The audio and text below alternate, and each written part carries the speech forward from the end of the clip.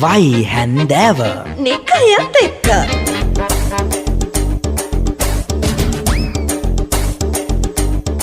දිලොයාට මතකද අර අපි පොඩි කාලේ පණුවෙක් බෝතලයක් ඇතුළට දාලා ඒ පණුවව ටික කාලයක් ඒ බෝතලය ඇතුලේ තියලා ඌ ටික කාලෙකින් සමනලයා වෙන සිද්ධියක් අපි පරීක්ෂණයක් කරා.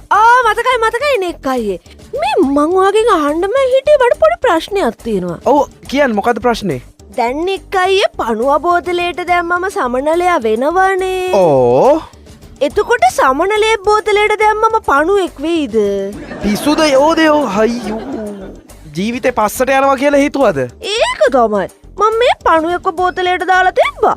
සමනලෙක්කුන් නෑනේ නෙක් අයියේ. කොහෙන්ද පණුව හොයාගත්තේ? පොළොව යට ඉඳලා. අයියෝ යෝදයෝ ගැඩිවිලි පණුව දැම්මට සමනල්ලු වෙන්නේ නැහැ. ඒ වෙනම පණුව జాතියක් ඉන්නවා. ඔය කතුරු මුරුංග ගස්වල යට ඉන්න කොළපාට පණුව උන් තමයි ඔය සමනලයෝ වෙන්නේ. මුංගේ තියෙන ආඩම්බර. මං ඔය පණුව ගැන ඇහුවෙදිල් පහුගේ දවසක පණුව ගොඩාක් එකතු වෙලා ලෝකෙ ලොකුම පණු කෝෂය නිර්මාණය කරලා තියෙනවා.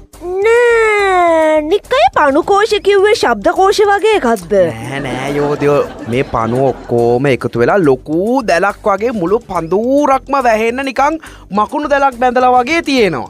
ඔන්න මේක ගැන අයිඩිය එකක් ගන්න පුළුවන් මම වයි හැන්දෑව ෆෑන් පේජ් එකට මේ බැඳලා තිබුණු ලොකු පණු කෝෂයේ ෆොටෝ එකක් දාලා තියෙනවා. ඔය සේදරෙදි නිර්මාණය කරන්නේ පටපණුවන්ගේ කෝෂයෙන්නේ. අන්න ඒ වගේ එකක් තමයි මේ පටපණුව ගොඩාක් එකතු වෙලා මේ පඳුර වටේටම හදලා තියෙන්නේ. කොටින්ම කියනවා නම් මේ කෝෂය මීටර 3.5 විතර දිගයිලු. නෑ මාස ගානක් තිස්සේ පණුව ගොඩාක් එකතු වෙලා තමයි මේ කෝෂය හදලා තියෙන්නේ. මම වයි හැන්දෑව ෆෑන් පේජ් එකට ඒකේ ෆොටෝස් වගේකුත් ඔන්න අප්ලෝඩ් කරලා තියෙනවා බලන්න පුළුවන්. එංගලන්තේ තමයි සිද්ධිය වෙලා තියෙන්නේ. නෙක් අයියේ දැන් පටපණුව හදන රෙදි සේද රෙදිද? ඕ ඒක එහෙම වෙන්න බෑනේ. පටපණුව එකතු වෙලා පට්ට රෙද්දක් හදන්න එපා. මේ මගෙන් දැන් පාට යන්න ගුටි කන්න කලින් ඔන්න ඔය සින්දුක දානවා. නෙක් අයියේ ඔය කෝෂ ගැන කිව්වම මතක් වුණේ. තව ලොකු කෝෂයක් තියෙනවානේ. කොහෙද? අර අපේ ගමේ පරණ පුස්තකාලයක් තියෙන්නේ. තඩි ලොකු කෝෂයක් බැඳලා තියෙනවා. කවුද බදලා තියෙන්නේ? පටපණුවද? නෑ ඒක බැඳලා තියෙන්නේ විශ්ව කියන පණුව. විශ්ව කියලා කොහෙද යෝදේ පණුව ඉන්නේ? ඉතින් ඌ බැඳපු කෝෂය තමයි විශ්ව කෝෂ කියන්නේ. යෝදේ විහිළුවට ගන්න එපා හැම එකක්ම. විශ්ව කෝෂ කියලා කියන්නේ වෙනම එකක්. හැම එකම පටල ගන්නවා හැමතිස්සෙම.